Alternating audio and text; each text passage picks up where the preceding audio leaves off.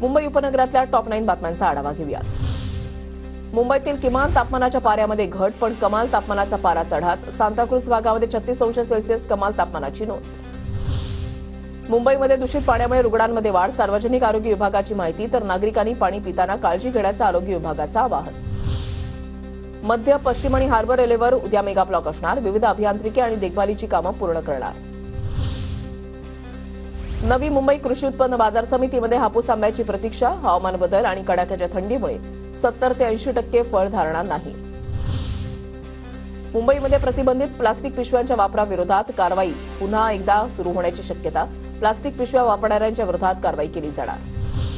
व्यावसायिक अभ्यासक्रमांसाठीची ऑनलाईन अर्ज नोंदणी प्रक्रिया सुरू. सीईटी करता अर्ज नोंदणी प्रक्रियेला विद्यार्थ्यांचा उत्स्फूर्त प्रतिसाद. ठाण्यामधल्या कळवा खाडी पुलावरील जुना पूल, मुंब्रा स्टेशन बाहेरील उड्डाण पूल आणि ठाणे स्टेशन परिसरामधील सेंटिसचं स्ट्रक्चरल ऑडिट होणार. स्लॅब, पिलर्स, साऊंड बेअरिंग आणि सगळ्यांची तपासणी होणार. ठाण्याच्या उल्हासनगरच्या आशळे गावातून बांगलादेशी दाम्पत्याला अटक. उल्हासनगर गुन्हे शाखेची कारवाई. महिला एका हॉटेलमध्ये वेटर म्हणून काम करत होती. छोटा राजन गँगच्या 16 वर्षापासून फरार गुंडाला पोलिसांकडून अटक. विलास पवार उर्फ इलियास राजूला देवनार पोलिसांकडून अटक. त्याच्यावर हत्येचा प्रयत्न आणि इतर गंभीर गुन्हे दाखल.